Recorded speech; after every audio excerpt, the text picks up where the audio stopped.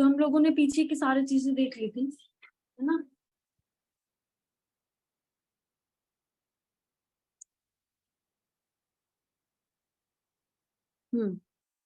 तो हमने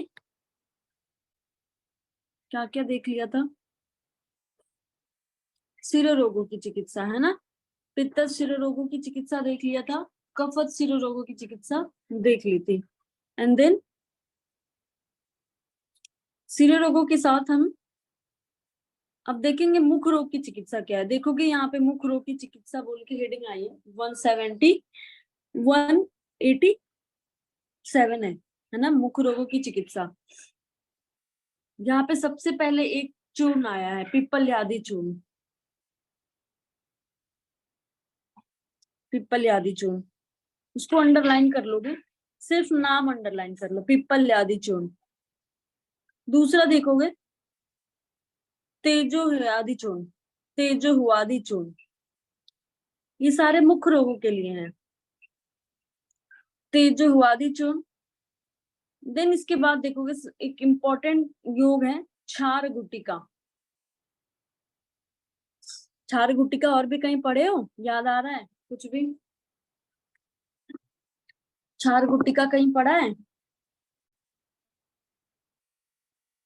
जल्दी बताओ भाई।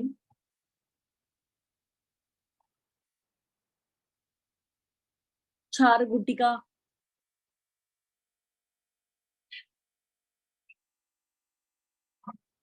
कुछ तो याद आ रहा होगा, कुछ तो बताओ, कहीं तो पढ़ा होगा, ध्यान आ रहा होगा। उदर रोग याद आ रहा है? ग्रहणी याद आ रहा है? ग्रहणी में था, उदर रोगों में था,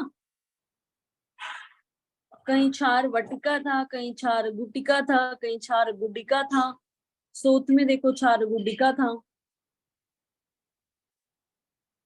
याद नहीं रखते हो तुम लोग?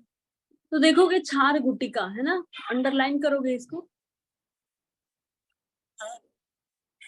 उसके बाद देखोगे लिखा हुआ है, श्लोक की 4th लाइन देख लोगे, है ना। करकंदु मात्रा, करकंदु मात्रा सप्ताह स्थिता, करकंदु मात्रा सप्ताह स्थिता मुस्कक भस्मानी, है ना।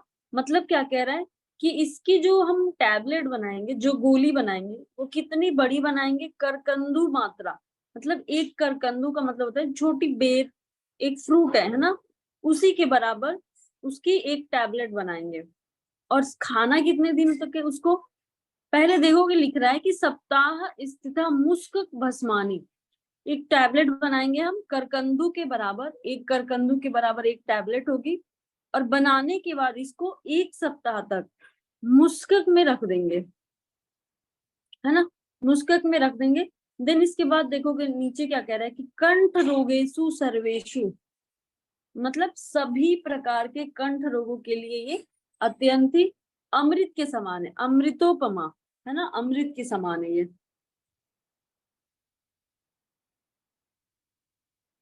तो क्षार गुटिका याद रखोगे।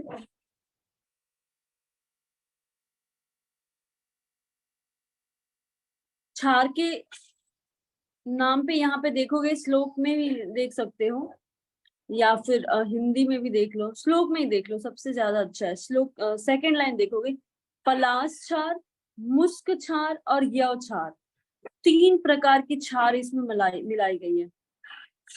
पलाश क्षार, मुस्क क्षार और यव क्षार, है ना, 3 क्षार मिलाई है इसमें।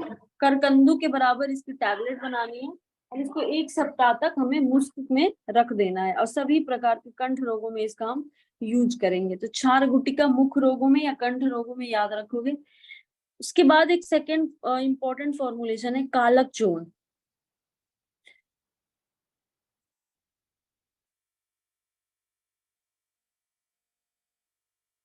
कालक चूर्ण देखोगे,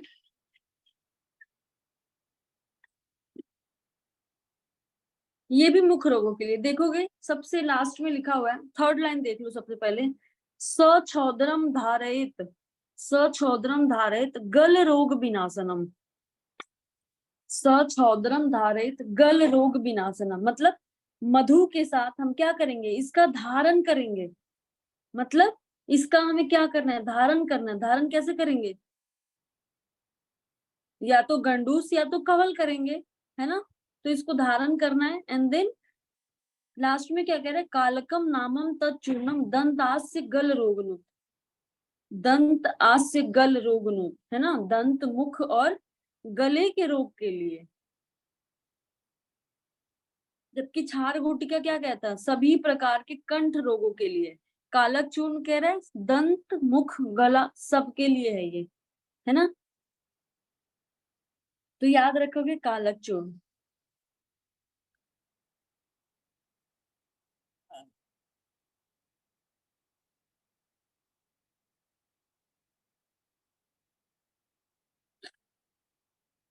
अब इसके बाद देखोगे नेक्स्ट एक श्लोक और एक फॉर्मुलेशन और आई है, श्लोक नंबर 196, है ना, 197, ये पूरा ही टोटल श्लोक है। पीतक चूर्ण,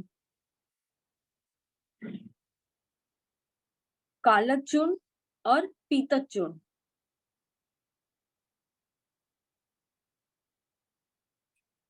पीतक चूर्ण को भी अंडरलाइन कर लोगे। इसमें देखोगे क्या मिला हुआ है, सबसे फर्स्ट लाइन देखोगे लिखा हुआ है मनशिला।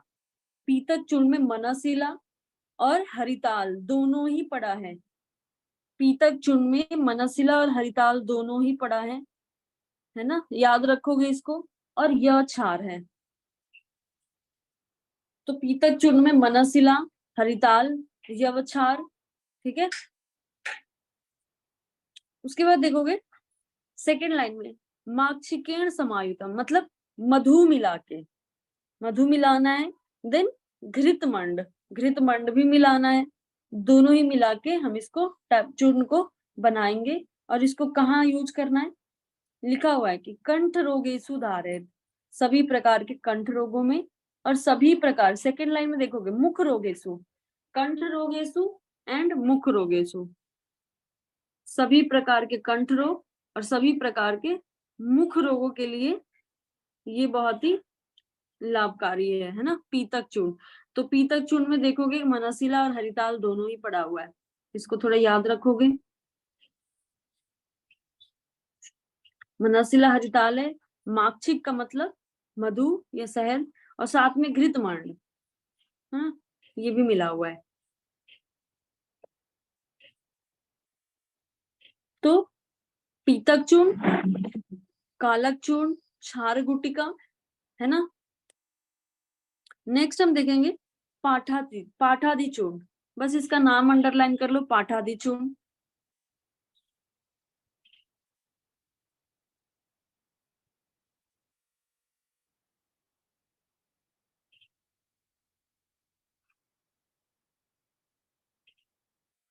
इसके बाद देखोगे श्लोक नंबर 202, 202, दीदी फैन ऑन कर दीजिए। 202 देखोगे, यहाँ पे क्या कह रहा है कि दारू हरिद्रा के स्वरस को काढ़ा बनाने के बाद हम उसको और पकाएंगे, और जब वो गाढ़ा हो जाएगा, है ना, जब वो बहुत ज्यादा डेंस हो जाएगा, देन हम उसमें मधु मिलाएंगे। मधु मिलाने के बाद क्या कह रहा है कि हम उसको धारण करेंगे, है ना। धारण करने से क्या होगा, मुख रोग, रक्त विकार और नाड़ी व्रण। तो स्पेशली नाड़ी व्रण को थोड़ा सा याद रखोगे, और मुख रोग में भी। मतलब ये है का दारू हरिद्रा के स्वरस को हम पहले क्वाथ बनाए, क्वाथ को फिर से पका रहे हैं और ज्यादा उसको डेंस कर रहे हैं। तो ये है क्या, विमर्श में आया हुआ है कि क्वाथादिनाम पुनः पाके घनत्वम स रस क्रिया, ये दारू हरिद्रा का रस क्रिया हम बना रहे हैं ना। दारू हरिद्रा के स्वरस को जब हम और ज्यादा पकाएंगे, जब वो और ज्यादा डेंस हो जाएगा क्वाथ बनाने के बाद, फिर हम उसमें मधु मिला के यूज कर रहे हैं, इसी को हम रस क्रिया कह रहे हैं, ठीक है। इसके बाद देखोगे सबसे लास्ट में एक श्लोक आई है, श्लोक नंबर 203, 203 देखोगे। 203 में कह रहा है तालु सोसे तू तिष्णस्य सर्पी च उत्तर भक्तिकम। तालु सोसे तू तृष्णस्य सर्पी च उत्तर भक्तिकम, नावनम मधुरा स्निग्धा शीतश्चैव रसाहिता। मतलब तालु सोस अगर हो गया हो, है ना, तालु सोस अगर हो गया हो, हिंदी में देख लोगे तो क्या कह रहा है कि भोजन के बाद घृत पान कराना है। सर्पी च उत्तर भक्तिकम। तालु सोस में भोजन के बाद अत्यधिक मात्रा में घृत पान कराना चाहिए, है ना। देन इसके बाद क्या कह रहा है, नस्य, नस्य देंगे। और मेनली किस चीज का नस्य देंगे, साथ में देखोगे लिखा हुआ है नस्य के साथ साथ मधुर स्निग्ध और शीतल द्रव्यों का स्वरस यूज करेंगे। नस्य तो देंगे यहाँ पे, ठीक है, साथ में मधुर स्निग्ध और शीतल द्रव्यों का प्रयोग हम करेंगे। तो तालु सोस में भोजन के बाद अत्यधिक मात्रा में घृतपान कराना चाहिए, नस्य देंगे, मधुर स्निग्ध और शीतल चिकित्सा करेंगे, है ना।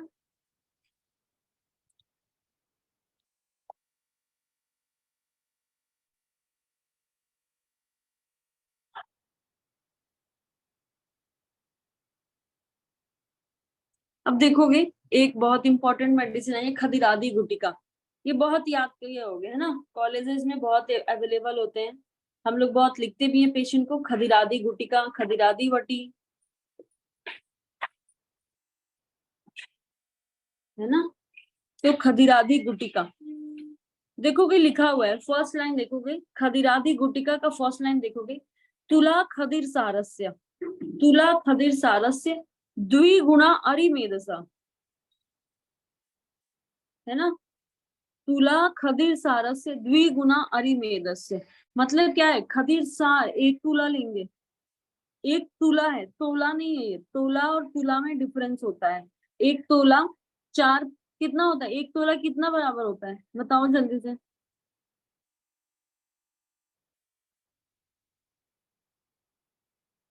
एक तोला बराबर कितने ग्राम्स होते हैं,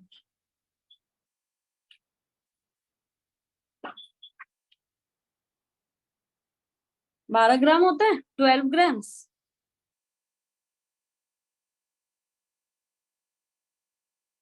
एक पल में कितने, अरे भाई कुछ तो बोलोगे, एक पल में कितने तुला या कितने कर्स होते हैं, तोला नॉट तुला, कितने कर्स होते हैं एक पल में, एक पल में 4 कर्स, है ना, या इसी को तोला भी कहा जाता है। और एक तोला या एक कर्स बराबर कितने ग्राम्स होते हैं, 12 ग्राम, एग्जैक्टली, ठीक है।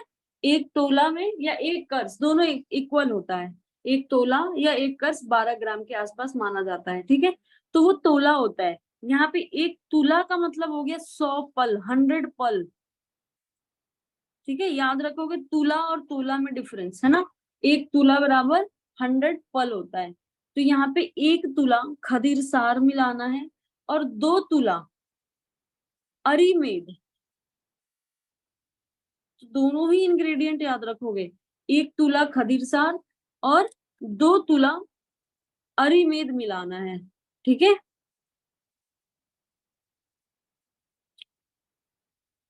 उसके बाद बहुत सारे मेडिसिन और भी बहुत सारे इंग्रेडिएंट मिलाए हुए हैं, ठीक है। पर दो चीजें याद रखोगे, खदिरादी गुटिका का मेन कंटेंट क्या है, एक तो खदीर सार है 1 तुला, दूसरा अरीमेद है 2 तुला, ठीक है। अब इसके बाद देखोगे इसका यूज कहाँ कहाँ, बहुत सारी जगह इसका यूज हुआ है पूरे मुख रोगों में। मतलब ऐसी कोई बीमारी नहीं, ऐसा कुछ मुख रोग कोई रोग नहीं है जिसमें हम इसको ना दे सकें। लिखा हुआ है देखोगे, सेकेंड लाइन में देखोगे, इस गुटिका या तेल को मुख में धारण करने से, मुख में धारण यानी कवल अगर हम करें तो क्या होगा, दांतों का हिलना, दांतों का गिरना, दंत सौंदर्य ये सब नष्ट हो जाते हैं, अरोचक दुर्गंध ये सब भी ठीक हो जाते हैं, ठीक है। मुख सोस में दे सकते हैं, सभी प्रकार के दंत रोग, मुख रोग, गल रोग में दे सकते हैं, ठीक है। अब देखोगे अरोचक की चिकित्सा, अरोचक मुख रोगों में कुछ कुछ इंपॉर्टेंट फॉर्मुलेशन आई है, याद रखोगे, जैसे क्षार गुटिका, है ना, पीतक चूर्ण, कालक चूर्ण, ठीक है। अभी खदिरादी गुटिका आई थी, पाठादि चूर्ण था, ऐसे कुछ कुछ इंपॉर्टेंट जो बताया है उसको थोड़ा याद रखोगे मुख रोगों में। अब देखोगे अरोचक की चिकित्सा, श्लोक नंबर 215, अरोचक। तो हमने पढ़ा था अरोचक के प्रकार कितने होते हैं बच्चे, अरोचक के प्रकार कितने पढ़े थे हम लोगों ने? चिकित्सा 26 में ही बता दो, अरोचक के प्रकार कितने बताए थे मैंने, कल ही बताया था ना, कल ही हुआ था। जल्दी से आंसर कर लोगे?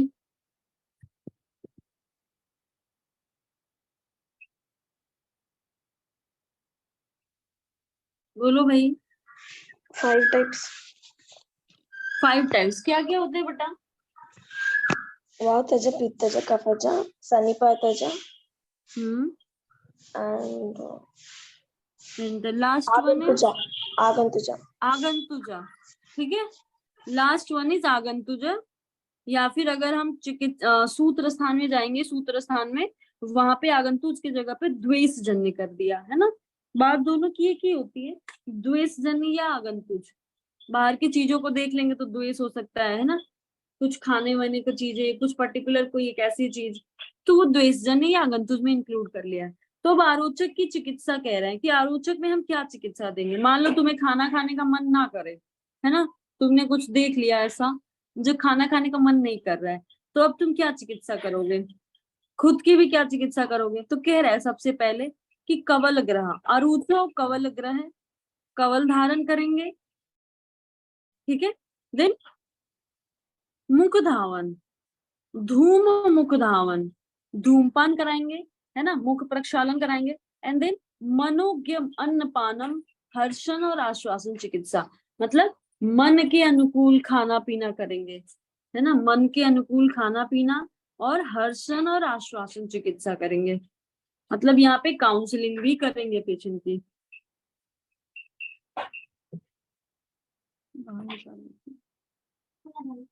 नहीं निकाल सकती हूँ, है ना। तो अरोचक की चिकित्सा में हम कवल ग्रह धारण करेंगे, देन धूमपान करेंगे, मुख प्रक्षालन करेंगे और मन के अनुकूल भोजन वगैरह कर लेंगे। एंड देन हर्षण एंड आश्वासन चिकित्सा। ठीक है, काउंसलिंग भी यहाँ पे जरूरी है। देन देखोगे, नेक्स्ट देख लोगे, अरुचक की चिकित्सा सिद्धांत आइए, श्लोक नंबर 220। अब यहाँ पे चिकित्सा सिद्धांत की बात कर रहे हैं। क्या होगा चिकित्सा सिद्धांत? बस्ती समीरण, अगर वायु की प्रधानता है या वातज अगर अरोचक है तो बस्ती करेंगे। पित्ते विरेकम वमनम कफे, पित्त में विरेचन, कफ में वमन, जो हमारा कॉमन चिकित्सा सिद्धांत होता है 200 के अनुसार। ठीक है, एंड देन कुर्याद हृष्ट अनुकूलानी हर्षणम च मनोगग्ने, मतलब अगर मानसिक है या आगंतुक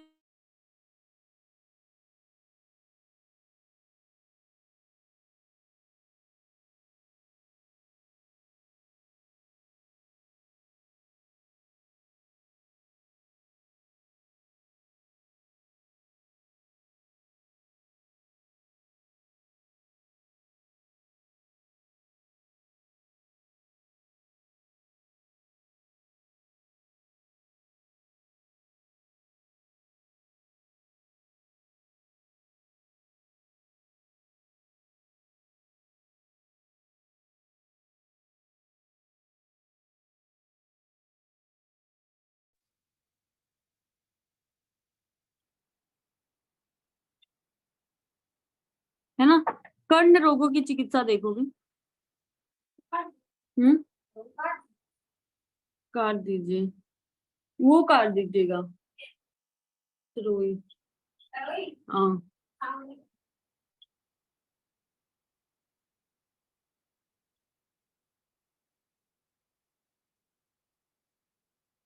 तो कर्ण रोग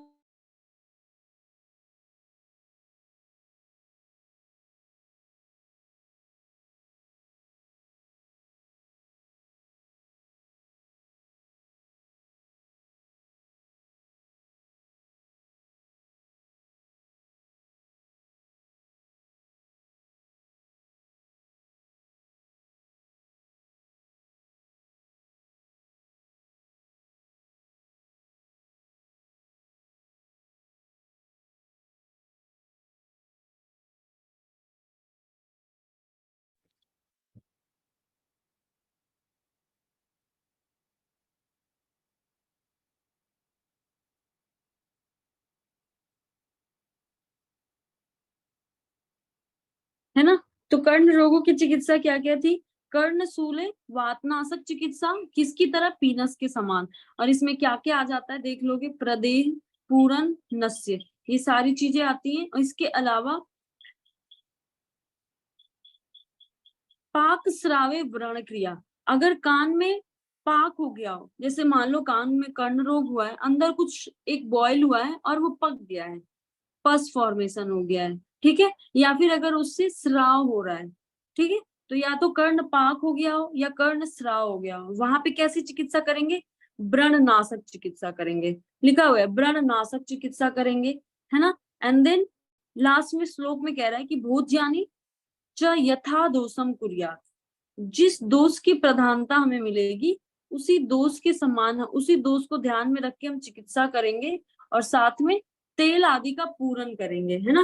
तो याद रखोगे कर्णशूल, कर्णशूल में वातनाशक चिकित्सा, कर्ण पाक या कर्ण स्राव हो रहा है तो वहां पे व्रण नाशक चिकित्सा बोली गई है। देन देखोगे श्लोक नंबर 222 222, हिंगवादी तेल, हिंगवादी तेल नीचे लिखा हुआ है कर्णशूल निवारणम, इसका पूरन करना है ना। कर्णशूल में हिंगवादी तेल का पूरन करेंगे तो क्या करेगा? कर्णशूल निवारणम, कर्णशूल निवारणम। तो कर्णशूल के लिए हिंगवादी तेल याद रखोगे, ठीक है। इसके बाद देखोगे देवदार व्याधि तेल, ये भी कर्णशूल निवारणम। और इसमें क्या पड़ा है देखोगे, बस्त मूत्र पड़ा हुआ है, मतलब अजामूत्र, बस्त मूत्र का मतलब अजामूत्र इसमें डाल के इसको मेडिसिन को पकाया वकाया है, और ये कर्णशूल निवारणम होता है। अब इसके बाद देखोगे गंध तेल, बहुत पूछा जाता है गंध तेल, है ना। तो गंध तेल का प्रयोग सुश्रुत ने कहाँ पे किया है बता सकते हो बच्चे? भग्न रोग में किया है, जबकि आचार्य चरक इसी गंध तेल को, इंग्रेडिएंट थोड़े अलग होंगे, है ना, नाम एक ही हो गया गंध तेल, वहां भी गंध तेल है यहाँ भी गंध तेल है, उन्होंने भग्न रोगों में प्रयोग किया है, और यहाँ पे गंध तेल कर्णशूल के लिए यूज किया गया है। इसमें देखोगे रसांजन मिलाया हुआ है, रसांजन, है ना, गंध तेल में रसांजन मिलाया है, तो रसांजन को अंडरलाइन कर लोगे थोड़ा।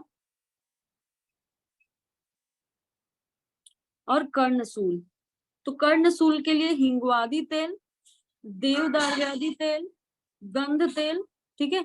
नेक्स्ट एक और इम्पोर्टेंट है क्षार तेल, क्षार गुटिका हमने मुख रोग में पढ़ा, क्षार तेल कर्ण रोग में पढ़ रहे हैं, है ना। क्षार गुटिका मुख रोगों में है, क्षार तेल कर्ण रोगों में है।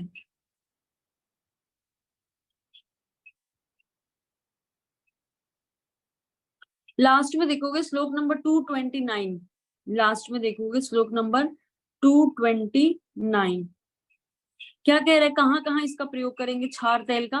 बाधिर्य, कर्णनाद, कर्ण स्राव, कर्ण पुस्राव, कर्ण, और कर्ण मूल में अगर सूल हो रहा हो, इन सारी जगहों में ओवरऑल पूरे ही कर्ण रोगों में क्षार तेल का हम प्रयोग कर सकते हैं, ठीक है। स्पेशली कर्णशूल याद रखोगे, बाधिर याद रखोगे, कर्ण नाद याद रखोगे, तो ये कर्ण रोग की चिकित्सा हो गई, ठीक है। तो कर्ण रोगों में 3-4 मेडिसिन आए, हिंगवादी तेल, देवदारवादी तेल, गंध तेल, क्षार तेल, ठीक है। दीपिका तेल पढ़ा है? दीपिका तेल के बारे में, दीपिका तेल कहाँ देते हैं बता सकते हो? दीपिका तेल कहीं याद आ रहा है?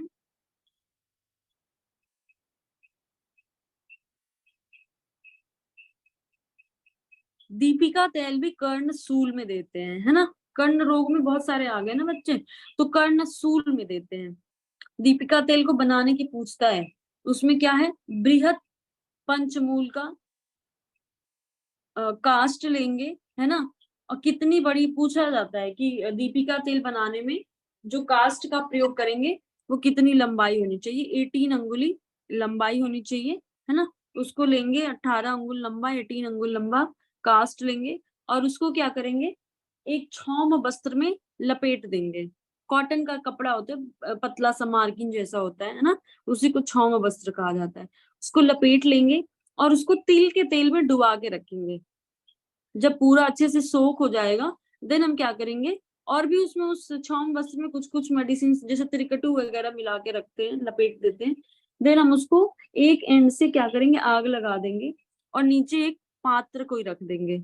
जैसे जैसे वो कास्ट जो है जलता जाएगा और उसमें से तेल नीचे की तरफ गिरता जाएगा, तो उसी पात्र में इकट्ठा हो जाएगा। उसी को हम कहते हैं दीपिका तेल, जो कि कर्णसूल में प्रयोग किया जाता है। तो लिख लोगे दीपिका तेल का भी वर्णन यहाँ पे लिख लोगे, नाम याद कर लो, कम से कम याद रहे। दीपिका तेल बहुत पूछा जाता है।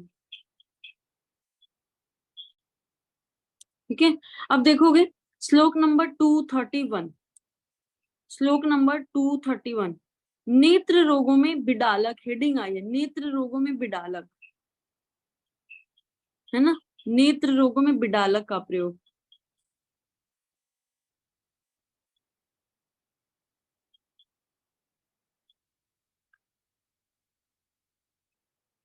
तो सबसे पहले याद रखो कि बिडालक का इंट्रोडक्शन किसने किया। बिडालक पूछा जाता है कि बिडालक किसका अवदान है, किसने इंट्रोड्यूस किया। तो लिख लोगे बिडालक नहीं, सारंगधर ने नहीं, बागभट्ट नहीं। बिडालक बागभट्ट का अवदान है। पिंडी को सारंगधर ने बोला है, पिंडी को सारंगधर ने बोला है। बिडालक बागभट्ट का है, लिख लो बिडालक बागभट्ट का अवदान है, पिंडी सारंगधर का अवदान है, और सिरोवस्ती सुश्रुत का अवदान है। पिंडी, बिडालक और सिरोवस्ती। तो बिडालक बागभट्ट का अवदान है, पिंडी सारंगधर का है, और सिरोवस्ती सुश्रुत का है। अब देखोगे नेत्र रोगों में बिडालक का प्रयोग, हेडिंग आया है तो इसको थोड़ा याद रखोगे। नेत्र रोगों में बिडालक का यूज आचार्य चरक ने भी किया है, पर इसका प्रथम वर्णन बागभट्ट ने किया है। ठीक है, अब देखोगे विमर्श में कह रहा है कि बिडालक किसे कहते हैं। बिडालक, श्लोक आइए कि बिडालको बहिर्लेपो, बस बहिर्लेपो याद रखोगे। और नेत्रे पक्ष में विवर्जय, जो हमारे नेत्र के पक्ष में के छोटे छोटे हैज हैं, इनको छोड़ के जो लेप लगाते हैं उन्हीं को हम बिडालक कहते हैं, है ना। नेत्र में लेप लगाना, कहाँ पे, इन जो हमारे पक्ष में के बाल हैं इनको छोड़ के जो हम लेप लगाते हैं उसी को हम बिडालक कहते हैं। तो बिडालक बहिर्लेपो, नेत्र पक्ष में विवर्जय, नेत्र के पक्ष को छोड़ के जो हम बाहर की तरफ लेप लगाते हैं उसी को हम बिडालक कहते हैं। ठीक है,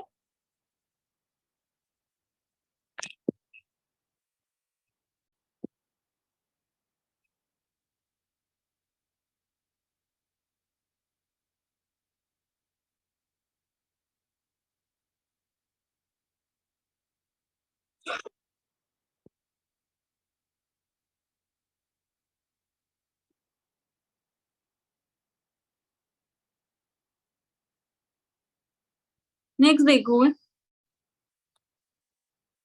एक इम्पोर्टेंट फॉर्मुलेशन आई है।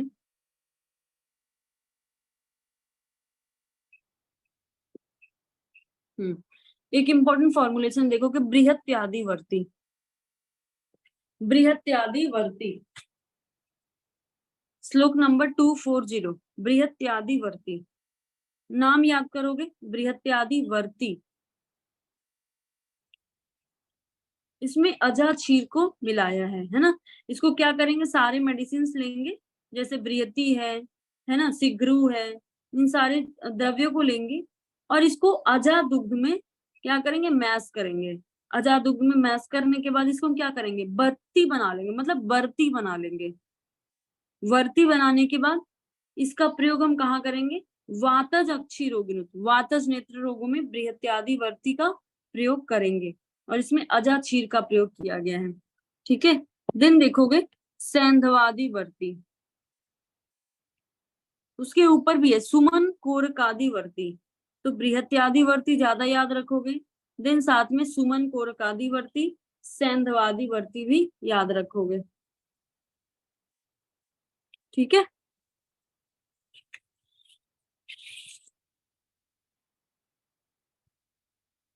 और भी है थोड़ा सा, मुझे लग रहा है लास्ट का पेज रह गया है।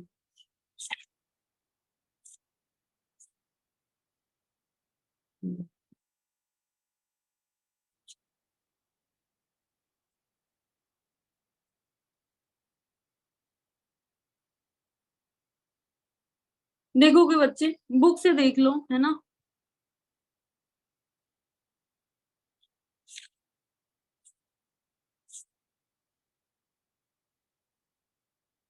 देखोगे एक दो और वर्ती के नाम आए हैं। सबसे पहले तो बृहत्यादि वर्ती हो गई, देन सुमन कोरकादि वर्ती और सैंधवादी वर्ती।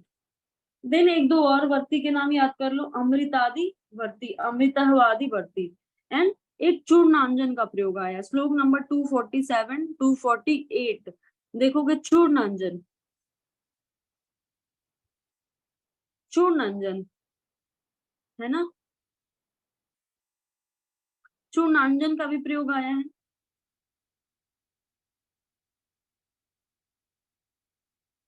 उसके बाद देखोगे श्लोक नंबर 249 का एक विमर्श आया है। देखोगे 249 की एक विमर्श आई है, लिखा हुआ है कि 18 रोगों में पिल्ल संख्या है। बागभट्ट ने 18 टाइप्स ऑफ पिल्ल रोगों का वर्णन किया है। बागभट्ट ने 18 टाइप्स के पिल्ल रोगों का वर्णन किया है ना। इसको थोड़ा याद रखोगे, पिल्ल रोगों का वर्णन सिर्फ और सिर्फ बागभट्ट ने किया है, और वो भी कितने टाइप्स के होते हैं, 18 टाइप्स के होते हैं। श्लोक नंबर 253 देखोगे, श्लोक नंबर 253, एक योग आई है सुखावती वर्ती, सुखावती वर्ती। इसमें कुक्कुतांड कपाल को अंडरलाइन करो, कुक्कुतांड कपाल, सुखावती वर्ती, कुक्कुतांड कपाल। पिल्ल रोग है, बागभट्ट ने डिस्क्रिप्शन दिया है पिल्ल रोगों में, है ना। मतलब ये जो है कई तरीके का अक्षी रोगों को, देखोगे विमर्श में ही आया है। कुकुन को, पक्ष को, है ना, सूक्ष्म अक्षी पाक को, पुयालस हो गया, इन सबको ही वो क्या कहते हैं कि ये 18 प्रकार के पिल्ल रोग हैं। उन्होंने कुछ चक्षु रोग हैं या नेत्र रोग हैं, कुछ डिजीज को एक साथ मिलाया है और उनको कैटेगराइज करके देखोगे लिखा हुआ है श्लोक में। कुकुनक, पक्ष्म परोध, सूक्ष्म अक्षिपाक, पुयालस, पोथकी, है ना, अधिमंत, इन सबको इंक्लूड करके एक साथ 18 टाइप्स के पिल्ल रोग कह दिए हैं। और ये पिल्ल रोग क्या होते हैं, दीर्घ काल अनुबंधी, मतलब बहुत दिनों तक परेशान करेंगे, चीर काल अनुबंधी होते हैं, इन्हीं को पिल्ल रोग कह रहे हैं, कुछ अलग से स्पेसिफाई नहीं बोला है ना। तो सुखावती वर्ती, सुखावती वर्ती, इसमें कुक्कुतांड कपाल का प्रयोग आया है, और इसका प्रयोग हम कहाँ कहाँ करेंगे, तिमिर, कांच, पटल। जब नेत्र रोग पढ़ोगे तो वहां पे तिमिर, कांच, पटल पढ़ाया जाएगा। प्रथम लेयर पे है तो क्या कह रहे हैं, द्वितीय लेयर पे है तो क्या कह रहे हैं, है ना। तो वहां पे तिमिर, कांच, पटल रोगों में इसका प्रयोग करते हैं। उसके नीचे भी एक इंपॉर्टेंट आई है, दृष्टि प्रदावर्ती। नाम ठीक कर लोगे, दृष्टि प्रदावर्ती,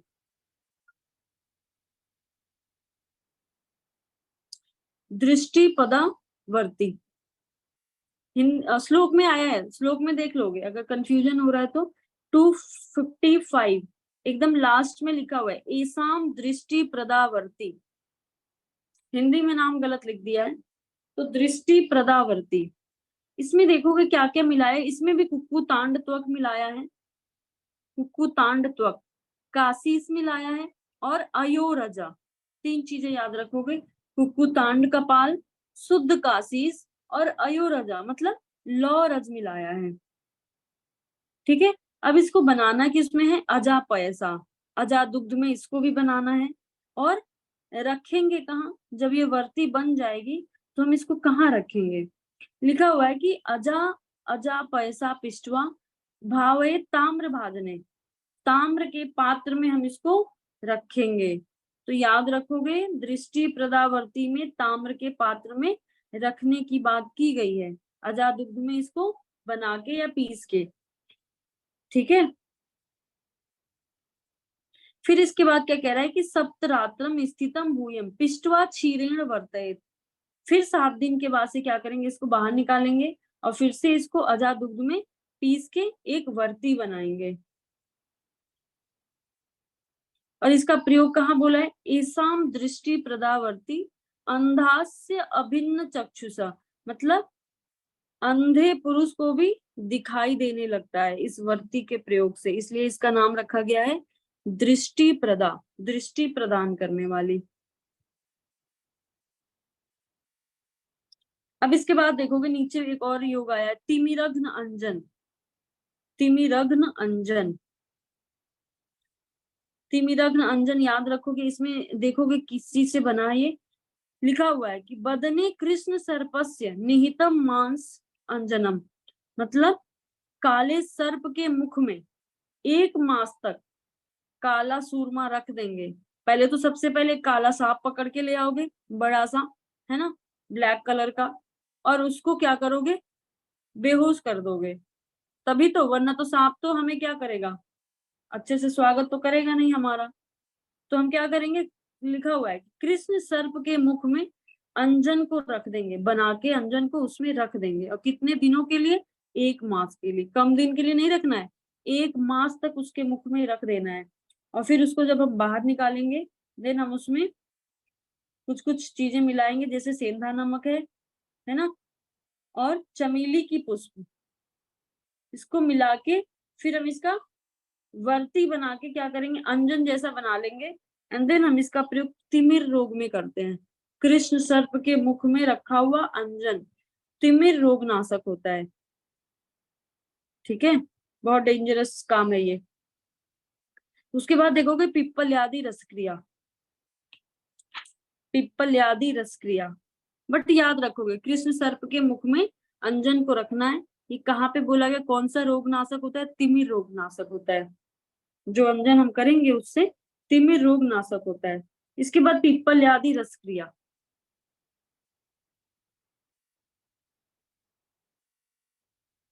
अब इसके बाद देखोगे सिरो रोगों की चिकित्सा। श्लोक नंबर 262 देखोगे, सिरो रोगों की चिकित्सा।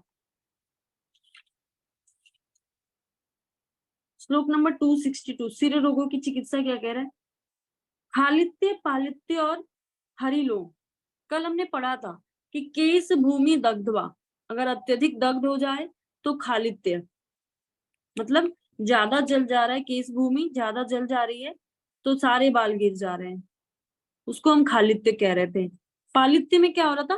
थोड़ा और कम जल रहा था उसके कंपैरिजन में, उसको हम पालित्य कह रहे थे। इसमें बाल बहुत ज्यादा हेयर फॉल नहीं हो रहे, इसमें ग्रे हो जा रहे हैं, है ना, इसलिए अल्प दग्ध हुआ था।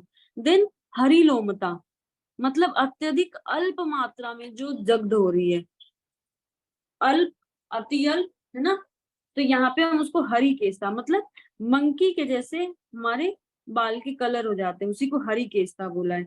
यही तो पढ़ा था कल हमने।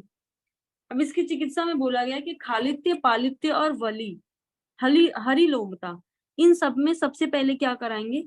संशोधित, मतलब संशोधन कराएंगे।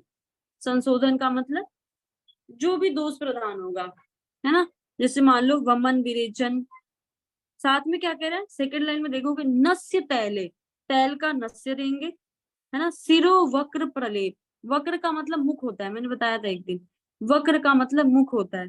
तो सिर पे और मुख पे लेप लगाने की बात यहाँ पे की गई है। तो सिरो रोगों में सबसे पहले शोधन, देन तेल की नस्य देंगे एंड लेप लगाएंगे। लेप कहाँ पे? सिर पे और मुख पे लेप लगाएंगे। ठीक है, एक और श्लोक योग आई है, देखोगे श्लोक नंबर 262, बिदारी गंधादि तैल।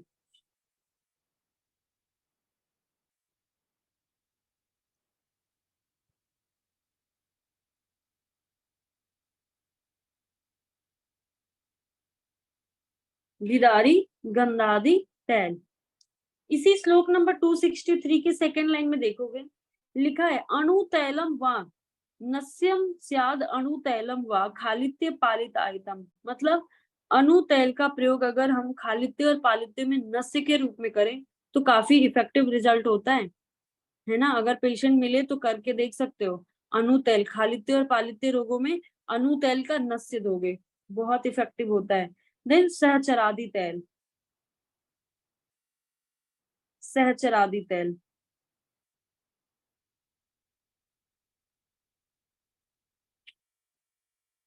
इसके बाद देखोगे एक इंपॉर्टेंट मेडिसिन है ये महानील तैल।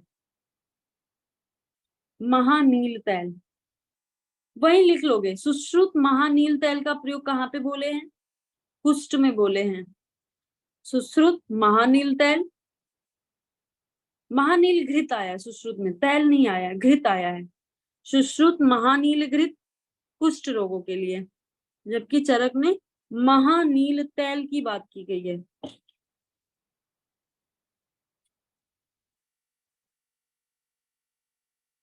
और ये पालित रोग नाशक होता है। महानील तैल पालित रोग नाशक होता है।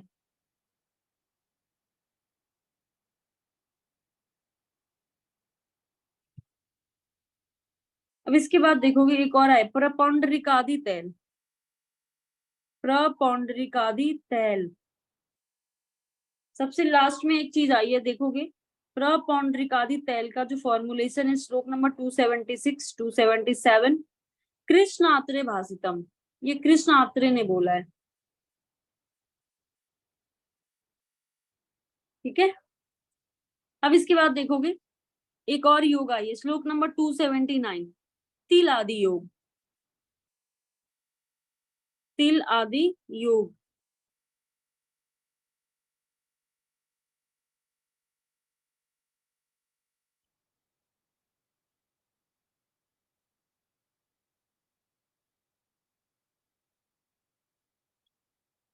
अब इसके बाद देखोगे स्वर भेद की चिकित्सा 283 स्वर भेद की चिकित्सा। स्वर भेद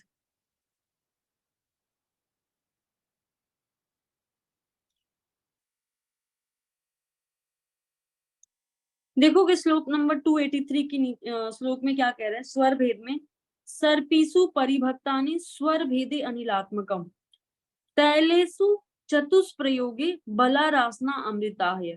मतलब अगर वातज स्वर भेद है तो यहाँ पे सर्पी पान कराना है। और कब? परिभक्तानि, है ना। सर्पीसु परिभक्तानि मतलब भोजन से पहले घृत पान कराना। सर्पी का मतलब घृत पान कराना, किसमें? अनिलात्मक के वातज स्वर भेद में।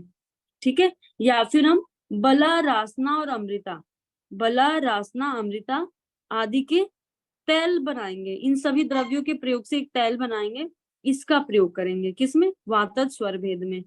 तो घृतपान याद रखोगे, वातज स्वर भेद में घृतपान। पित्त स्वर भेद में देखोगे क्या कह रहा है? विरेचन, सबसे पहले विरेचन कराएंगे। विरेचन को अंडरलाइन करोगे। तीन ही चीजें याद रखनी है इसमें, विरेचन कराएंगे और सर्पी गुड़ का प्रयोग आया है। देखोगे श्लोक नंबर 284 पित्त स्वर भेद में सबसे पहले विरेचन कराएंगे। ठीक है। विरेचन हो जाने के बाद फिर क्या देंगे? मधुर द्रव्यों से सिद्ध किया हुआ घी या फिर सर्पी गुड़।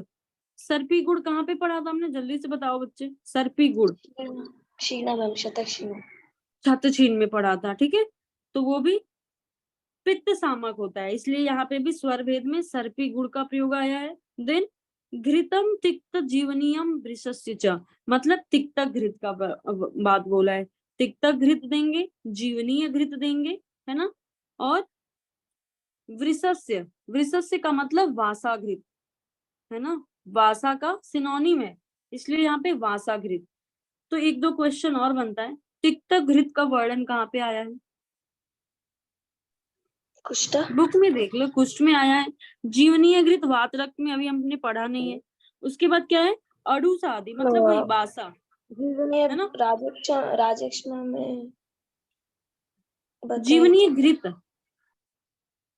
राजक्षमा में भी जीवनीय घृत है ना। और वात रक्त में भी जीवनीय घृत है। ठीक है।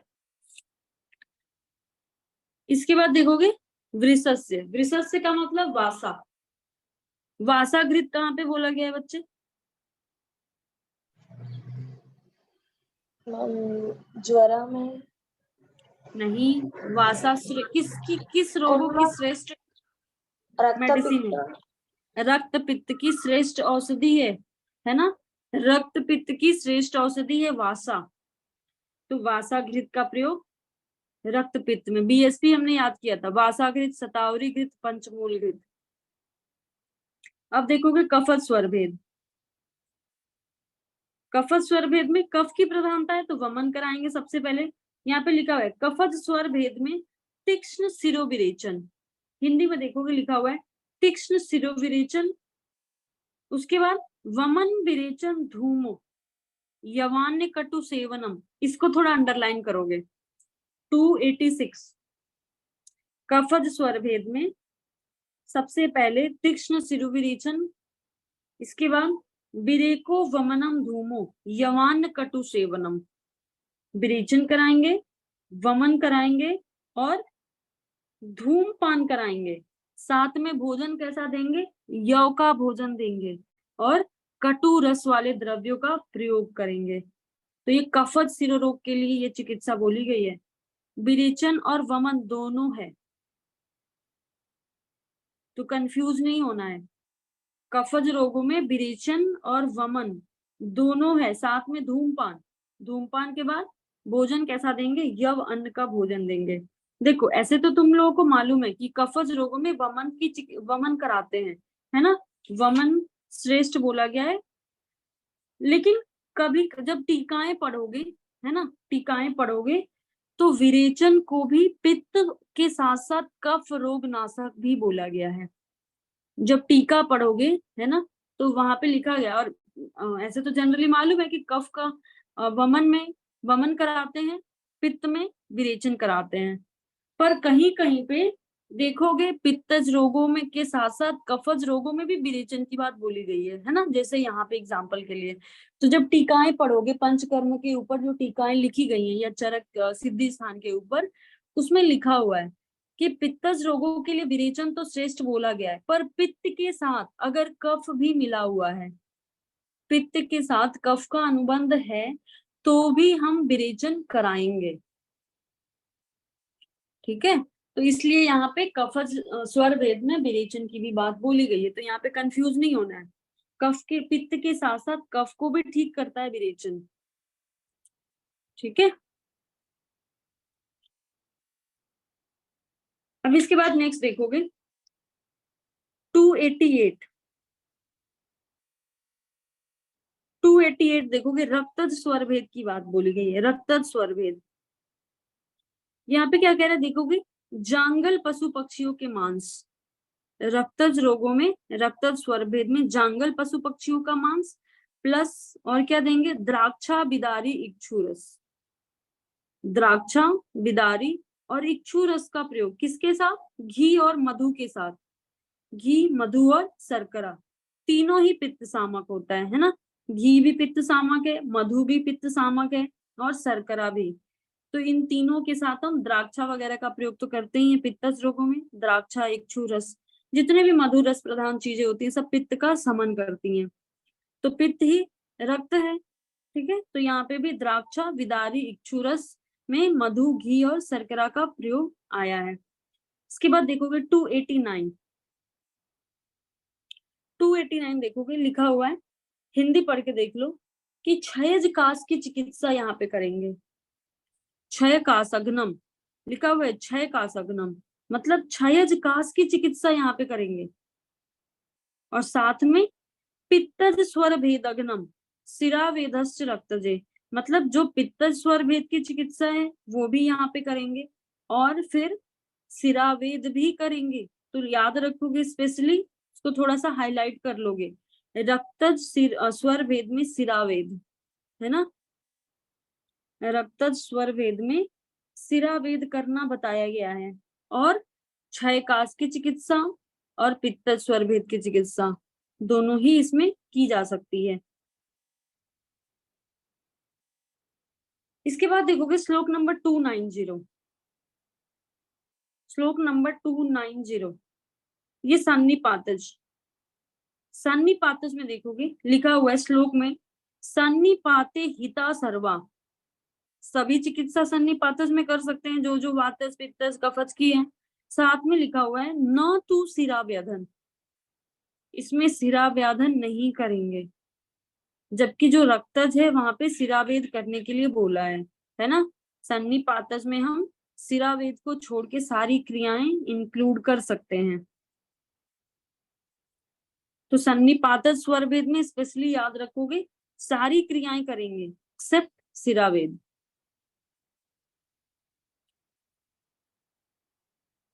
अब देखोगे श्लोक नंबर 291।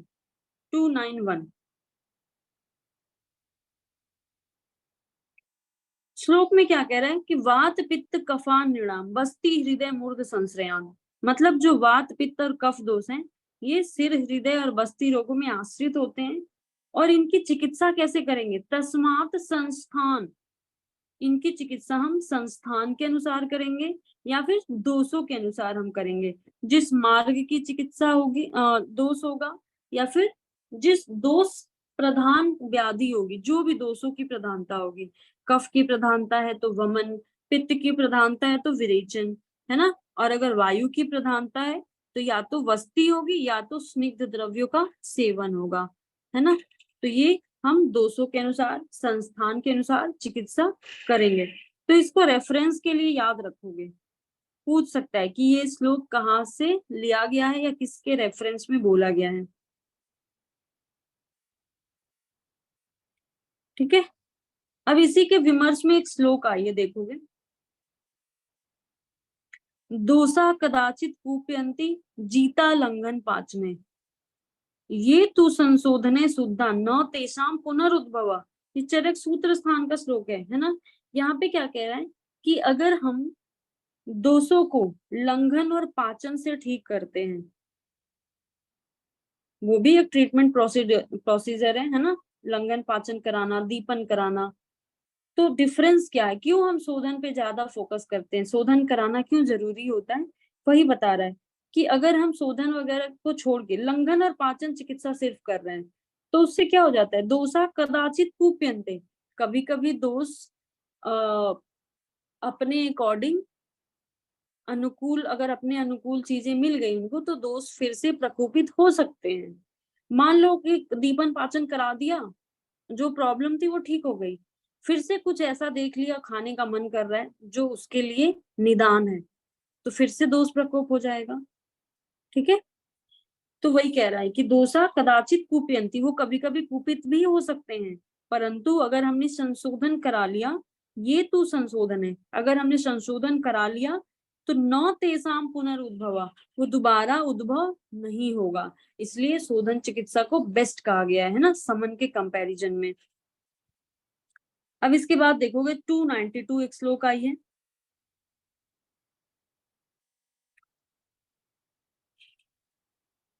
इसमें क्या कह रहा है, आध्यात्म लोको वातादि लोको वात रवि इंदु भी, है ना। वायु सूर्य और चंद्रमा की बात, हिंदी पढ़ के देख लो, यहाँ पे वायु सूर्य और चंद्रमा की बात की गई है। वात रवि और इंदु, वायु से वायु, रवि से सूर्य और इंदु का मतलब चंद्रमा होता है। तो वात रवि और इंदु,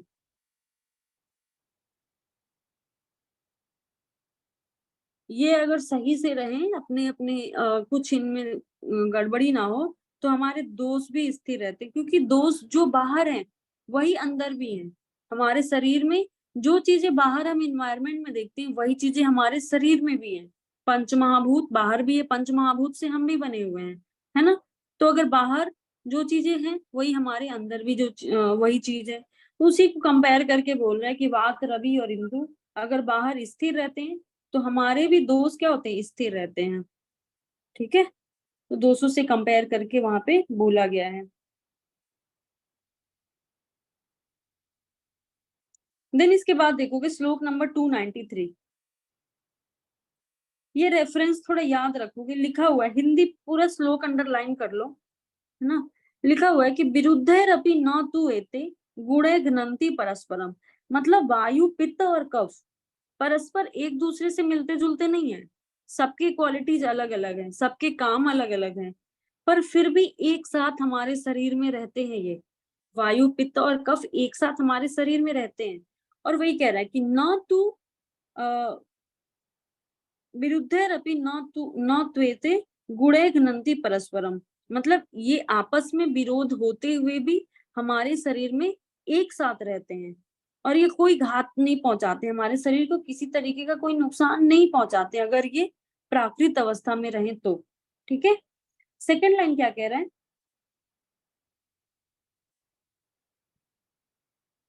दोसा सहज सात्म्य त्वा विषम घोर मही निवा। मतलब ये जो दोष हैं वो सहज रूप से, मतलब ये जब हम at the time of birth से लेके बर्थ छोड़ दो, मतलब जब शुक्र और शोनित का संयोग होता है, ठीक है, उस समय से दोष हमारे शरीर में वैसे ही रहते हैं, परंतु फिर भी कोई किसी तरीके का कोई नुकसान नहीं पहुंचाते हैं। ठीक है, उसी के बारे में यहाँ पे बता रहा है, इसको थोड़ा रेफरेंस समझ के इसको थोड़ा सा याद रखोगे, मतलब याद रख लो, मतलब अगर याद होगा तो पकड़ लोगे कि कहाँ पे ऐसा हमने पढ़ा था, है ना। तो ये हमारा बहुत बड़ा सिलेबस खत्म होता है, बहुत बड़ा। स्वर भेद में एक दो फॉर्मुलेशन लिख लो, भैसज रत्नावली में आया है। स्वर भेद में एक दो नाम लिख लो, दो नाम है लिख लो, भैसज रत्नावली ने बोले हैं और बहुत यूज भी किया जाता है। कंठ किन्नर रस, कंठ किन्नर रस स्वर भेद में है, कंठ किन्नर रस।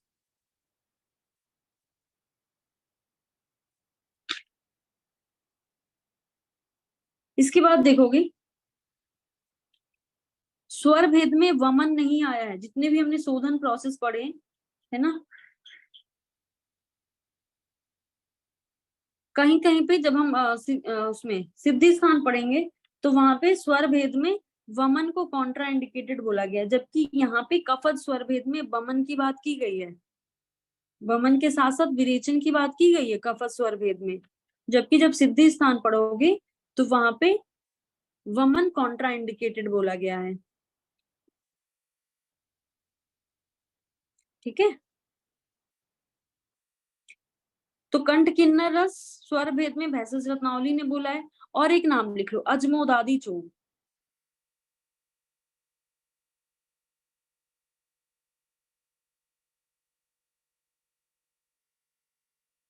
अजमोदादी चूर्ण। कंठ किन्नर रस में एक दो चीजें लिख लोगे, भावना द्रव्य लिख लो और इंग्रेडिएंट भी लिख लो, इंग्रेडिएंट और भावना द्रव्य लिख लो। इंग्रेडिएंट क्या क्या है, पारद गंधक अभ्रक,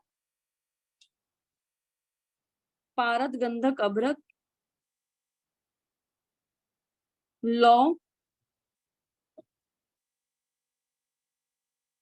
लौ, स्वर्ण और रजत भी है और स्वर्ण माक्षिक भी है। पारद गंधक अभ्रक लौ स्वर्ण माक्षिक, स्वर्ण और रजत ये सारे मिले हुए हैं। इसकी भावना द्रव्य लिख लो, भावना द्रव्य वासा, भारंगी, कंटकारी,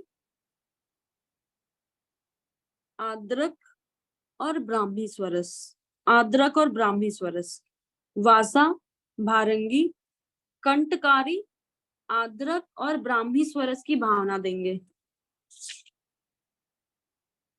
ठीक है, तो आज हमने बहुत बड़ा चैप्टर खत्म कर लिया। ये चैप्टर थोड़ा सा डरावना होता है ना, इतना बड़ा होता है कि देख के भी डर लगता है, लेकिन हमने डर के आगे जीत है ना, खत्म कर लिया। ठीक है, जो बाकी के पेज रह गए हैं जो पीडीएफ में नहीं है, मैं उनको भेज देती हूँ, शाम तक मुझे थोड़ा टाइम दोगे ना, भेज दूंगी।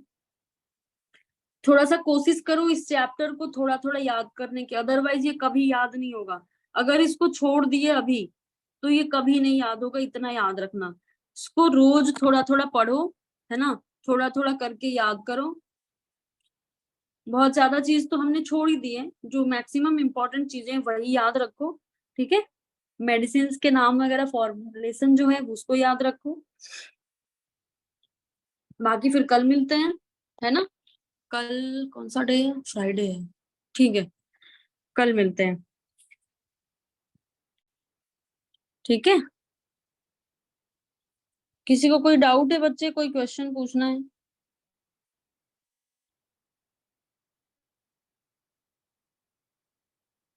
ये तो है ही पेज में, नहीं है? था तो पेज में। कोई बात नहीं। मैम वमन इज कॉन्ट्रडिक्टेड इन स्वर भेद। स्वरभेद। हम्म यहाँ तो यहाँ पे कवचस। बोला है। हाँ मैम। देखो देन इफ होता क्या है ना कि कभी कभी, हाँ बोलो, पहले बोलो तुम। वही मैम म्यूचुअल कॉन्ट्रडिक्टरी स्टेटमेंट्स है ना। बहुत ही कॉन्ट्राडिक्टरी है। कहीं कहीं पे मिलेगा। जब आप चिकित्सा स्थान, ये सिद्धि स्थान पढ़ोगे तो जो वहां पे indication and Contra indication second chapter में दिए हुए हैं, वहां पे कुछ कुछ चीजें कॉन्ट्रा इंडिकेटेड में बोल दिया है कि ये अयोग्य है, यहाँ पे वमन नहीं कराएंगे, यहाँ विरेचन नहीं कराएंगे। पर जब उस पर्टिकुलर रोग की चिकित्सा पढ़ोगे तो देखा जाता है कि वो करा सकते हैं। ठीक है, तो ऐसा कहा नहीं जा सकता कि ठीक है, पर अगर बोला है तो हम उसको याद कर लेते हैं कि अगर कफत स्वर भेद में चरक ने वमन बोला है तो ठीक है, याद कर लिया। और अगर सिद्धि स्थान में पूछ दिया कि वमन इंडिकेटेड है या कॉन्ट्रा इंडिकेटेड है, तो वहां भी याद रखेंगे कि सिद्धि स्थान में कॉन्ट्रा इंडिकेटेड बोला है ना। कंट्रोवर्सी हर जगह होता है, उसके लिए कुछ कहा नहीं जा सकता। Okay ma'am. ठीक है, चलो कल मिलते हैं फिर।